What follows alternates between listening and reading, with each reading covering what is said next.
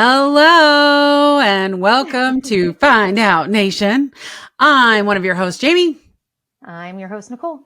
And we are here today to talk about the craziness that has happened. We had a countdown not too long ago. I don't know how many days we are until Trump takes office, but sanity is growing less and less. 39. 30. Oh my God.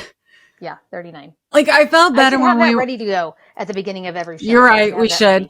But I felt better when we were at like 40 plus days. Mm-hmm. Now that we're at 39, I feel like we're less than middle aged, right? Mm-hmm. And oh my God, like we're getting closer and closer to what is going to happen. Absolute panic when we're in single digits. I'm going to get panicked when we get into like, I'll just do it every single juncture. Yeah. I'll be panicked. I'm sure. Yeah. Okay. So topics tonight that we want to talk about. We would like to discuss some of the recent resignations in the Trump administration, in the government roles. Since Trump has been elected. We have Tulsi Gabbard and her questionable, right, whether or not she is going to be as popular and as effective as people thought she would be. Mm-hmm. And our big topic of conversation this week, which we haven't talked about yet, was the shooting of the United Healthcare CEO. Yes. So United Healthcare shooting, as many of you know, the suspect, which I mean, I want to, know people have been charged, but there's been no trial, whatever. This Luigi Mangione, I think is how you say his name, 26 years old, like super bright, Ivy League, went to Penn or the University of Pennsylvania. Yeah. And he was a valedictorian of his high school. And right. Like super smart. Mm-hmm. Yeah. Basically stood outside, waited for this guy to come out. The victim, which was Brian Thompson, waited for him to come out. And when he came out, he shot him in cold blood. Then he gets on an e-bike, leaves, goes to the bus station, gets on a bus and leaves New York, ostensibly to go home, which that's Mark and I both are like, why didn't he leave the country? Like you have money, you have the capability. Why wouldn't you leave the country? Why would you stay in the United States? Right. With that said, the reaction has been interesting. Yeah. So first of all, we know that the bullet casings were scratched or they had written on them, deny, depose, and defend, right? Deny, depose, defend, I think it was. Something like that. Which all related back to this book. People are speculating relates back to this book. Recently, they actually found his backpack that had what many are assuming, but it's not verified, but many are assuming his manifesto. And his manifesto was very simple and to the point. To the feds, I'll keep this short because I do respect what you do for our country. To save you a lengthy investigation, I state plainly that I wasn't working with anyone. This was fairly trivial. Some elementary social engineering, basic CAD, a lot of patience. The spiral notebook, if present, has some straggling notes and to-do lists that illuminate the gist of it. My tech is pretty locked down because I work in engineering, so you're probably not going to get much info there. I do apologize for any strife of traumas, but it had to be done. Frankly, these parasites simply had it coming. A reminder, the U.S. has the number one most expensive healthcare system in the world, yet we rank roughly number 42 in life expectancy. He goes on and on about how United Healthcare is the largest company in the U.S., and that they continue to grow and grow and grow, but our life expectancy has not grown. Commensurate with how their profits have grown, and that basically they have abused the United States working class for just the sake of making more money. Okay. I hate that someone has to be killed, right? I hate the fact that this, there's no question that this was murder. And I hate that it came to that. With that said, I have a lot of friends on social media that are very pro Luigi. And there is a part of me that is very hard not to be 1000% supportive of somebody who is very clear with their intentions, had a very plain thought out, this is why I'm doing what I'm doing. And while I have sympathy for the CEO's wife and kids and family, it's very hard to feel bad about being in this experience. So one of the people that I watch, I can't remember who it was like, Americans are so upset with the system. They disagree with the system so bad that it doesn't surprise me that the way that we're going about attacking these problems, because they've been escalating, right? We know Hillary Clinton was one of the very first people to try and advocate for universal health care when her husband was president in the mid 90s. I am positive people were saying it before then, but I remember that being the very first big push for universal health care. And here it is, fucking 30 years later, and we are no better off. In fact, we are worse off than we were back then. And I hate that someone had to die, but if it makes our insurance companies say, oh shit, if it makes our politicians say, oh shit, it might have been worth it. Yeah, I have lots of big feelings about this whole situation. Yeah. Like, I have big feelings about the fact that the state of New York offered up $10,000 in taxpayer funds for a reward. So that's a whole nother thing. That the FBI ponied up $50,000 in taxpayer dollars for a reward. Like, I need people to understand this money doesn't just fall from the fucking sky. It's your tax dollars that they're using to try to get you to snitch on somebody. They spent, what was it? $60,000 a day in active investigations. Yes. If this had been anyone else, I'm not even going to put skin color to it, because that's a whole other conversation as well that would have made it even worse. Nicole. But the fact that he was a billionaire, millionaire, whatever he was, is why they did what they did. 100%. The other rando person in Manhattan. To your point, one of our very good friends and a friend of the pod had a nephew who was shot and killed in downtown Kansas City. Yes. This was, Mark and I weren't even married yet. So we're talking 15, 16, 17. I don't know how long we've been married, but it was a long time ago. Yeah. Killer's never been found. Reward money. Yes, there was offered reward money, but it was because this kid's mom made sure, exactly, and got donations to put up reward. Like, the case went cold and it was done. Like, barely any investigation, it feels like, really happened. There certainly was not, but you see this and it was like, oh yeah, $60,000 a day. Yeah. And all this reward money. I can't tell you how, like, enjoyable it has been to see people, like, again, I want to preface, I really want to say, I don't want anyone. You're not condoning what happened. Right. I'm not condoning what happened. But at the end of the day, like, it almost feels like we are in a class war and there are going to be casualties. Which is what I think has needed to happen all along. It's why the Republicans do what they do, because they want us fighting about these transgender.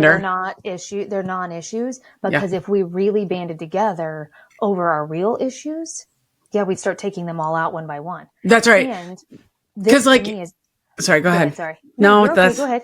I was going to say, to your point, like, they are running ads on transgender for us to get all whipped up into a frenzy, when at the end of the day, while I'm not discounting the fact that, like, transgender acceptance is important and talking about transgender rights is obviously important, at the end of the day, like, we are not performing a whole bunch of transgender surgeries in prisons. That's not happening. But we're going to focus on that instead of, like, addressing the issue. And so one of the things that, I can't remember who it was that said it. It was somebody that was really smart, but it was on my Tangled podcast. They said, the fact is that everybody knows Trump is a bull in a china shop. Like, we know he is a goddamn bull in a china shop, but we hate the china shop so fucking bad that we want the bull to come in and destroy the whole fucking thing. And so with that in mind, I'm like, are we a nation that, because in all fairness, I feel the exact same way. I just want a different bull to do the same thing. You know what I'm saying? I don't have any faith in the system either. I fucking hate the fact that I pay hundreds of dollars a month. My employer pays $100 a month. I was talking about this with someone else and I was like, I don't understand why businesses don't support universal health care more, because it would, lower their costs as well. And he was like, well, the problem with universal healthcare is seeing a specialist. I'm like, I am 47 years old and I needed to go get a colonoscopy and I had to wait so long that my doctor's finally like, well, do you just want to shit in the box and get a Cologuard? And I was like, fine, just send me the fucking box. I'll shit in the box. But the fact is like going to see a specialist. You and I were just talking about this. I need to go see a gynecologist before all of my reproductive rights are taken away. I called in November and I'm not seeing that person until February. Like specialists already take a shit ton long time to get into, period, point blank. And then I went in to see a heart specialist and get a stress test that cost me after insurance. And I have the best insurance that my company offers. I still paid over $1,200 for a stress echocardiogram. What the fuck? Yeah. Yeah. It's insane. And I think that this is also, for me, proof of us as a country that we have a gun problem. Of course. An unregulated gun problem. And we have an unregulated healthcare problem. Yes. And if you can't see that in this entire situation, I don't know how to help you get there. Well, that, and I feel like one of the things that's driving me crazy. So I am all for regulation in industries that need regulation. You, as a Democrat, I have no problem with regulating, especially things like big banks with, I heard you've got mail. Does that just come over on your phone? I was like, oh my God, AOL, the internets. That's why it's on there. But regardless, like I have no problems with regulating industries that need regulation. What happens so often is that our government thinks that they're putting in proper regulations that then don't do what they need to do. Like, God bless Elizabeth Warren trying to come in and regulate big banks, but we are in exactly the same position of poised for some sort of meltdown of our economy based on housing that we were in 2008 or 2007. So did that really do what we think it did? I don't think so. Regardless, with insurance, it's insurance. Come on. I get you think that there's plenty, it's a capital market, there are plenty of options, exactly, that people can choose. So of course, it doesn't need regulation because in a capitalist society, only the best survive. But the fact is that we're all required to keep insurance, especially now under Obamacare. You have no choice. You have to have insurance. So now if you don't have insurance, so insurance companies, and then your employer is the one that's picking it. So we don't have any choice in it. And sure, we can go to Obamacare, but Obamacare is still an insurance company.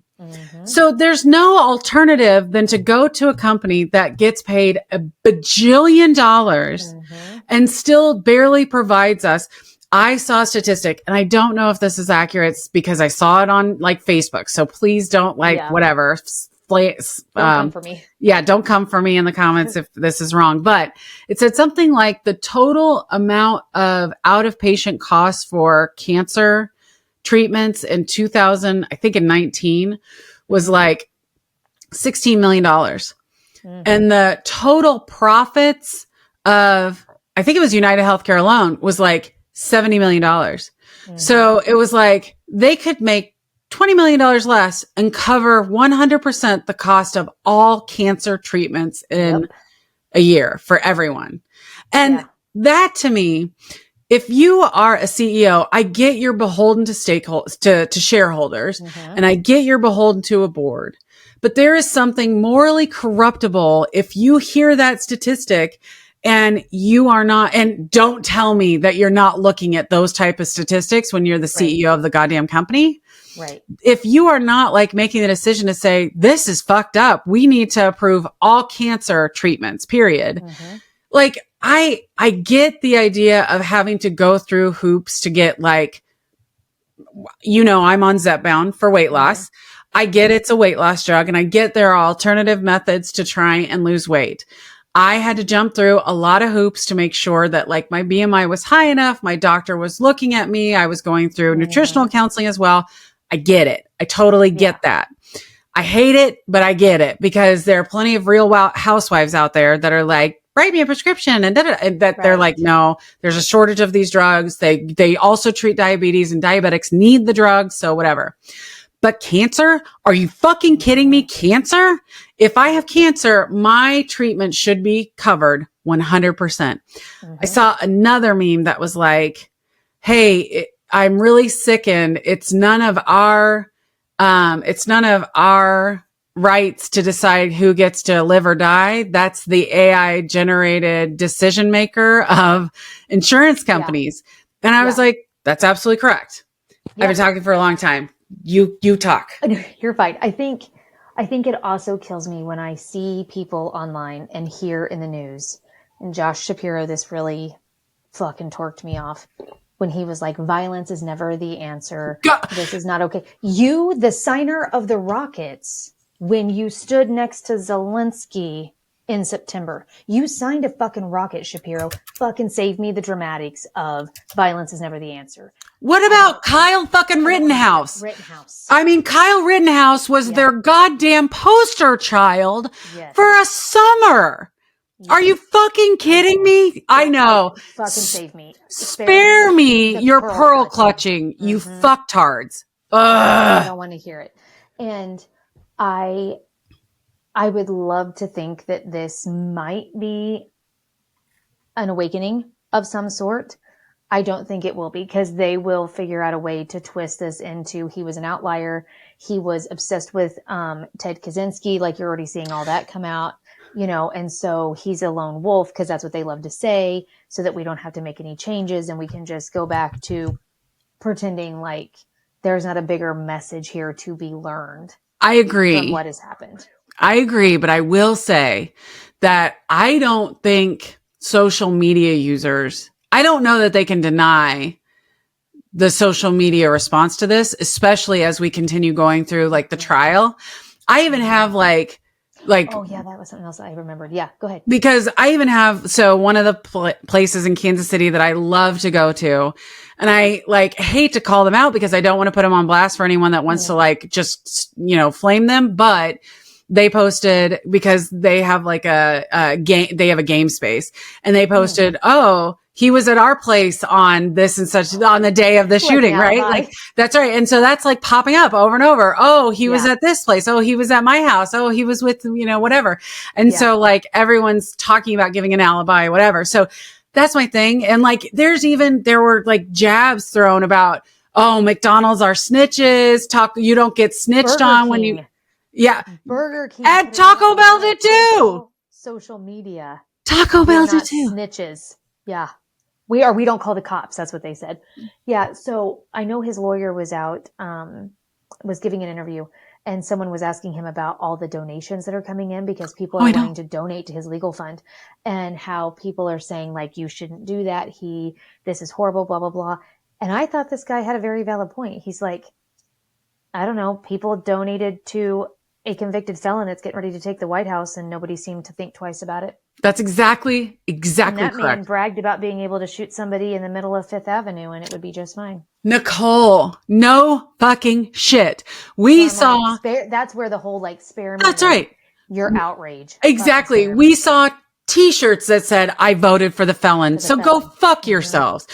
I mean, in all fairness, if you murder someone and go to jail, it's one thing. But if you've raped someone or especially done like inappropriate things to children, they'll kick your ass in jail. Like if and not to mention the fact that like at the end of the day, I'm sorry, but anyway, like at the end of the day, right now, as an example, the U.S. has the most expensive healthcare system in the world. Healthcare costs in the U.S. tallied up to an average of, guess how much per person per year? Oh. And I'll tell you, the second most expensive was Germany, and their cost averaged $7,300 per person. Oh, I bet ours is, I'm going to say 30,000. It's not quite. It's $12,000, but that is the most expensive healthcare cost of any person in a country. And so what is that figure? Because so my husband's insurance is horrendous. It's a high deductible healthcare plan. Okay. Which almost is all of it is universally now. Go ahead. So I believe the high deductible plans are the biggest crock of shit on the fucking planet. Mm-hmm. I remember back in the day when I started, everything was a PPO, everything was covered. It was all HMO when we had Riley. So I had an HMO for a while. Yep. Yeah. You had copays. It was very simple to do. And they sold us. I remember because when the company I worked for at the time, they put us in a room and they're like, okay, we're going to give you a high deductible plan. So your cost is going to be like $9 a month. It's going to be nothing. And we're going to take the money that we already invest in this and put it into your HSA.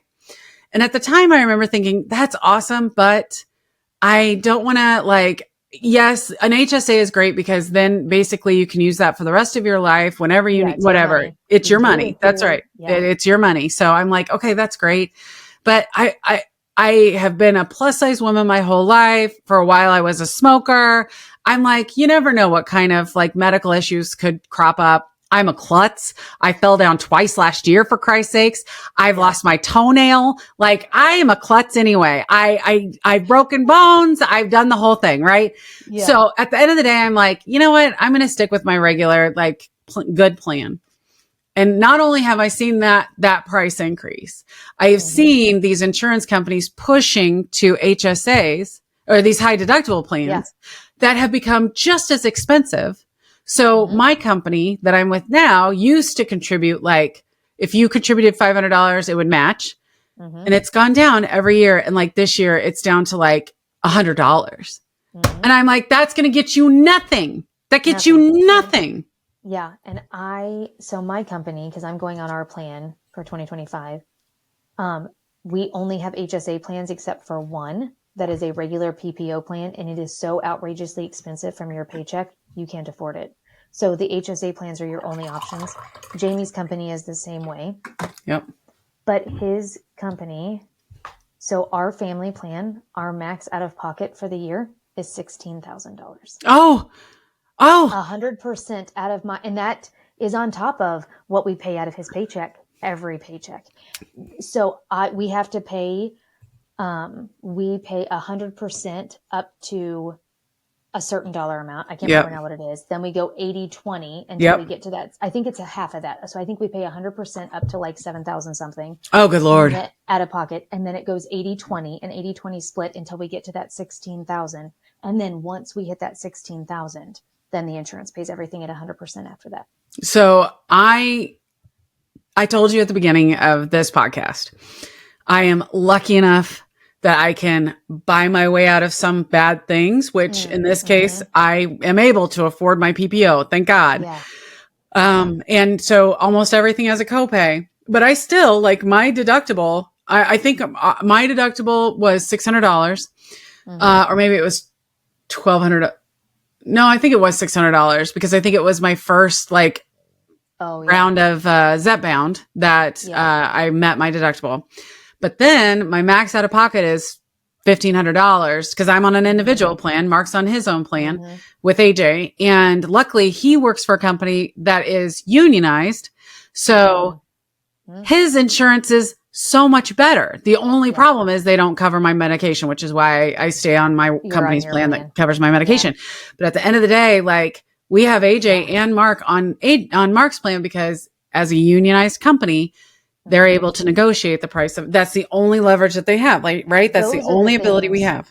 Yeah. And those are the things that American people are exhausted of having to deal with. 100%. 100%. And so the comment about he's a bull in a china shop has really brought to light in my mind that I always used to think the middle of the road voters were people that had some leftist ideals. Maybe they were socially, liberal, but financially conservative and they have some, right ideals or whatever. And so they're trying to decide which one's more important. I don't think that anymore. And I think this is why the Democrats lost.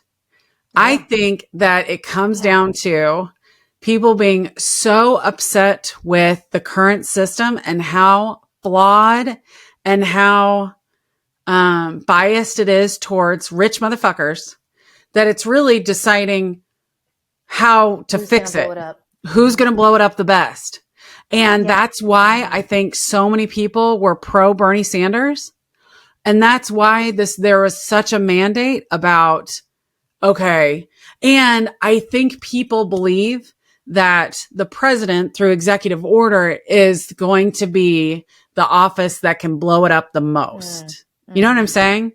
Because sorry. No, I was just one last thing because you're fine. You notice that the,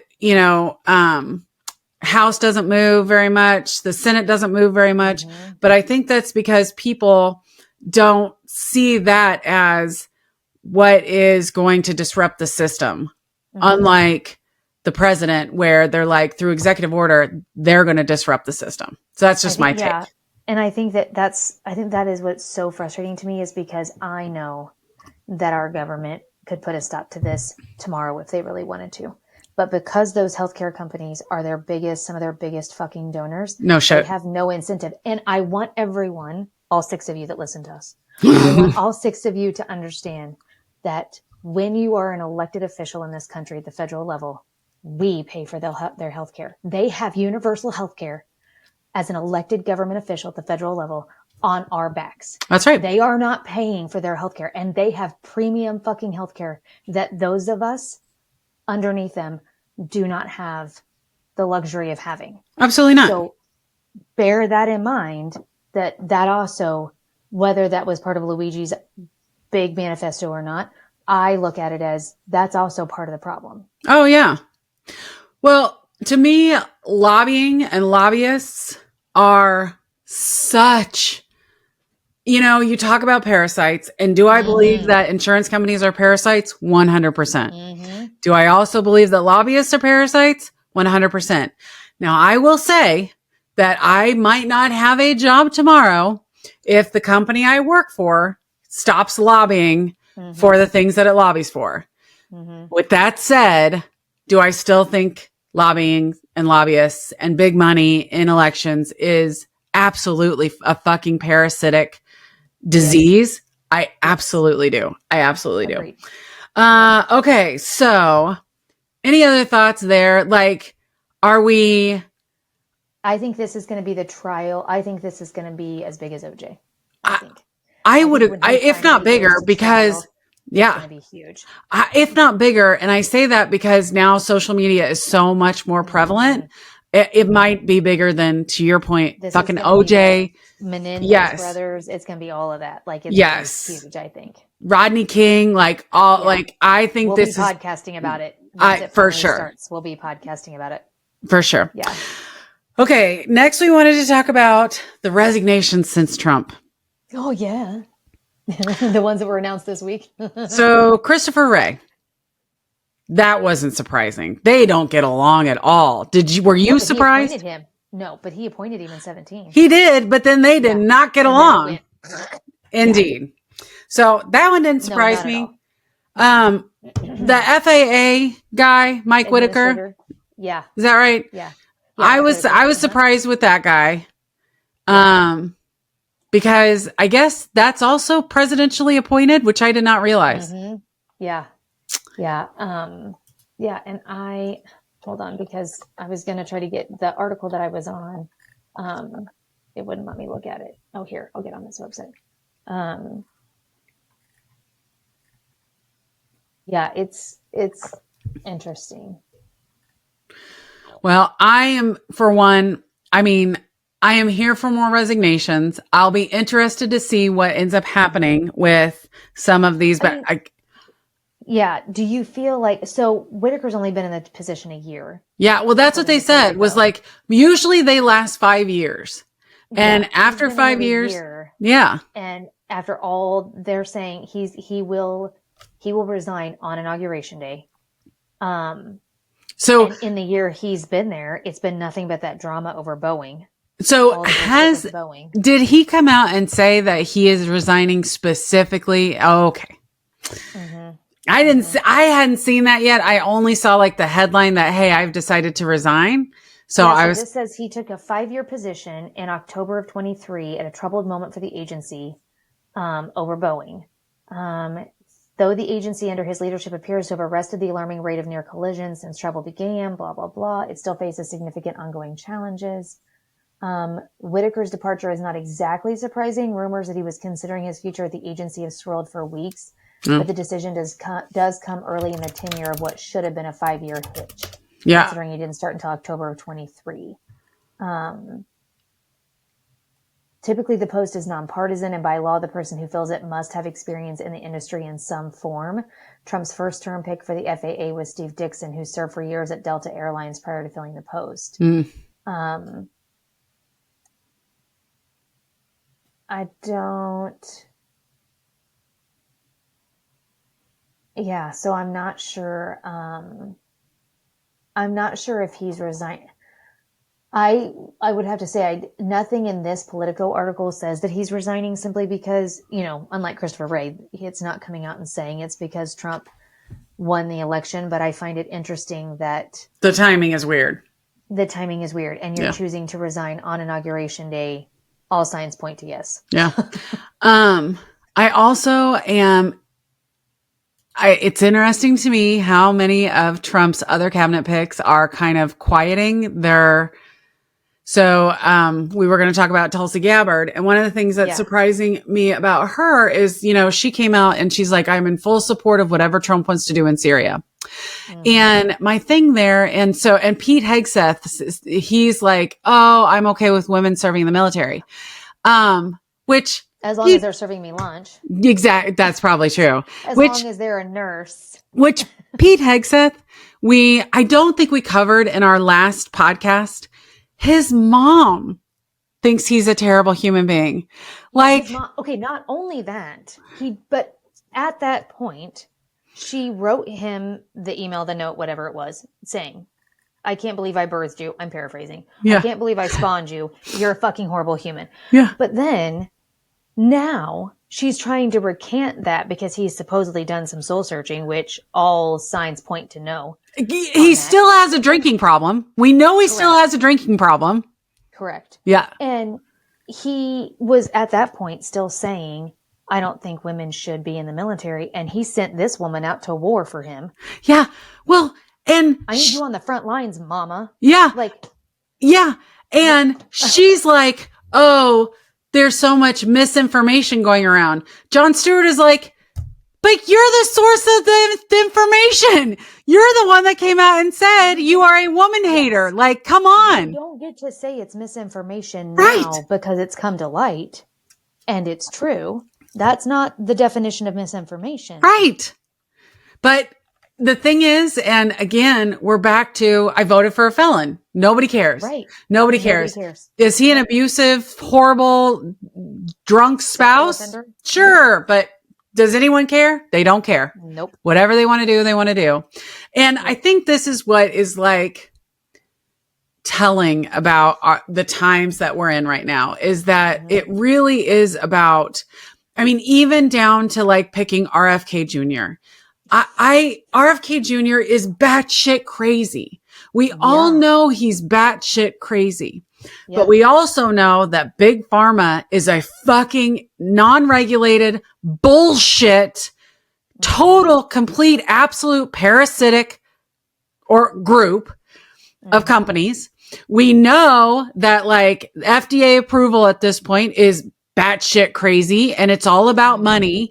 And we know that like, just like the problems with like the big banks and the credit bureau reporting agencies and all those problems that we saw where a whole industry was conspiring to just make as much money as possible on the backs of Americans, Big Pharma and our health, HHS and all of that, same fucking thing. Mm-hmm. And so the way to fix that is to blow it the fuck up.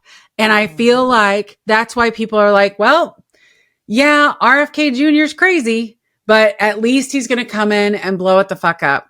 My problem is that, do people realize that means not having vaccines, not having fluoride in the water, things that scientifically, exactly. Yeah. It's not like we're blowing things up to make life better for all Americans. Right. We have a conspiracy theorist who's coming in to blow things up.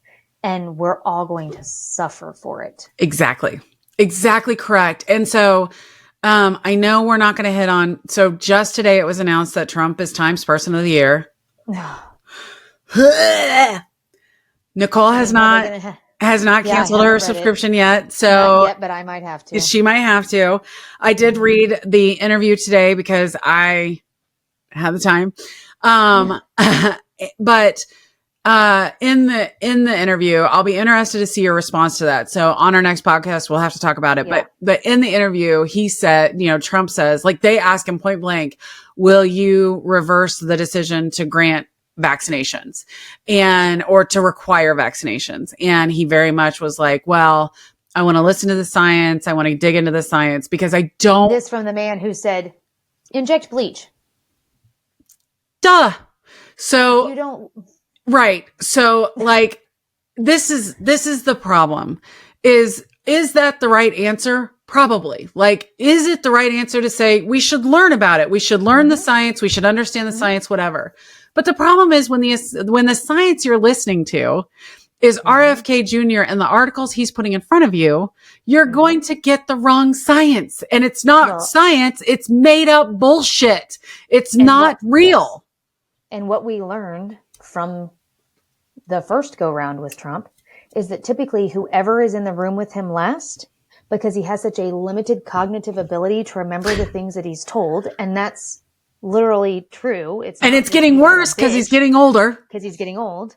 That's what he goes with. Yep. So whatever crazy nut job is in the room with him last, saying things to him that make him feel a certain way is what he's going to run with. And we know. Shoddy science and all. And we know who those nut jobs are. Yeah. This is the same man that would not listen to Anthony fucking Fauci and turned all of, his followers and things against Anthony fucking Fauci. Yes. Like, I still can't today fathom how any of that happened.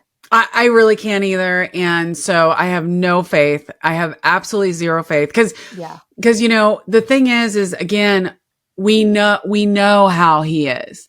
He might be saying all the right things now, but we've seen him get told the science, clearly expressed, this is the science. This is what you need to do. And still came up with the wrong answers and still managed to convince his entire MAGA base not to get vaccinations and to drink fucking bleach. To stand at a press conference and talk about how, that sunlight would help cure it, that bleach would help, and ask Deborah Burke, look to her, cameras pan to her. And he's like, haven't you heard that? And she's looking at the floor because she knows that if she looks at him, she's going to have to disagree with him. And exactly with him on national television. That's right. Was going to cause a fucking uproar. Yes. And if there's educated woman's looking at the ground. Yes. And if there's one thing you cannot do in the Trump administration is disagree with daddy. Disagree with him. That is exactly correct. Okay. Speaking of batshit crazy health stuff. Yeah. The other topic that I think we want to discuss next time is the Maha movement. The Maha movement. This is something I learned about very late today, like literally as we were coming on. So this is what RFK Jr. is calling. It's Make America Healthy Again. So the Maha movement. They're selling merch. Should anybody like to go buy it? They have a denim Sherpa line jacket with Make America Healthy Again on the back. I asked Nicole if she had bought me this jacket for my Christmas gift. She said absolutely, and the matching denim hat. So next time you see me, I may have an all denim Make America Healthy Again. Maha. I hate that name. Maha. Like, that is the worst name ever. Well, I want to hear him say it since he has the vocal. I know. Here's what really got us on this whole kick. Yeah. Because right as we came onto this podcast, I had discovered this application to be part of the Maha movement. Yes. So the application was developed by Jordan Peterson, who is a conservative self-help personality, former psychology professor turned conservative commentator, from Canada. I don't know why you had to say that. Like, because and he's Canadian. I'm getting ready to give you a quote from Justin Trudeau. That's why I said that. Oh, gotcha. Oh, Justin Trudeau. I know. I know. But I didn't want our 6 followers to be like, Justin Trudeau slamming an American. Fuck that guy. Like, no, he's slamming his own countryman. I got you. Yeah. So Canadian Prime Minister Justin Trudeau recently testified under oath, y'all, that this guy was on the Russian bankroll to spread propaganda for the state. So bear that in mind, that this is who it is. When I tell you that this application, you are supposed to ensure that you have, hold on, I got to get to it because it's just fucking mind blowing. Can I just tell you that there's also a Michigan Association of Hockey, a Michigan Amateur Hockey Association. So are we sure that this is not an application to join this Amateur Hockey Association? Okay. If it is, then we have some bigger problems. Okay. Tell us about the application. Okay. So the intro paragraph tells users that it will take approximately 90 minutes. It warns that it is best to be completed when you are well rested, you have recently eaten, and you will not be disturbed. The application asks users to share multiple choice feelings on things like clairvoyance, interest in sexual experiences with another person, knowledge of words like grudge, aphrodisiac, clandestine, and accomplice. Clandestine. Clandestine. They really want to make sure you know. And aphrodisiac. How often is that used in the sentence? Sexual experiences. What job has anyone ever applied for? That is an HR fucking nightmare. What job has anyone ever applied for that they're like, I need you to tell me if you like it on top or not? Right. Do you like butt stuff? Exactly. Like, don't get me wrong. Our former boss back in the day, he probably would have asked, but we have a very different relationship with him. Yes. And he wouldn't have asked prior to hiring us. True. That is true. He would have waited. Yes. You're 100% correct. But okay. I feel like this is also a way to, we know RFK Jr.'s history with sex and women and all of that, but also, is this indicative of the bigger problem we are going to have with them under Project 2025 and what they want to do to our queer friends? Yeah. Like, you know what I'm saying? So 100%. So let's not get into it now. Yeah. We are already well over our time. And you said the application. Right. You said you want to spend some time with Project 2025 and then we can go through this on our next podcast. Yeah. So I want to leave it on this cliffhanger. Yes. I got to figure out if I can get it. Batshit crazy Maha movement application. Maha. Yes. The Maha. And next time I also want to discuss the Department of Education because this is the other one that I'm like, oh, this is going to be a batshit. This could be the first fuck around and find out, but we'll see what happens. Yeah. Okay. Well, on that note, all of you run out and get your Maha merch because I know you're all running, dying. Hats. Yes. You're also on the same merch channel. You can get, Make Earth Great Again, which Nicole had the greatest joke ever that the acronym spells mega. And so I wanted to know if that was going to be, I said, is that going to be NASA's new name? We're just going to call it Mega and Elon Musk is going to be Megamind. Exactly. And I'm like, yes, he's going to go bald and he's going to become Megamind. And this is how, that's right. This is how we finally end up in that superhero movie that we know is coming at some point. This is it. Yes. This is how it's going to be. Yes. Okay. On that note, thank you to the 6 people that are watching. I hope you guys thoroughly enjoyed this episode. Please like and subscribe and please feel free to share. Also, if you guys have any comments or have any topics specifically that you want us to watch, feel free to add those to the comments. I do leave them on despite my gut feeling telling me to turn them off, but I do leave them on because I assume the 6 of you that watch actually agree with us. If you do not though, please feel free to leave a comment so that we can discuss it. I think that is all. Thank you all for joining. Thank you, Nicole, for the Maha information. Maha. And I hope you all have a lovely night. Goodbye. Bye.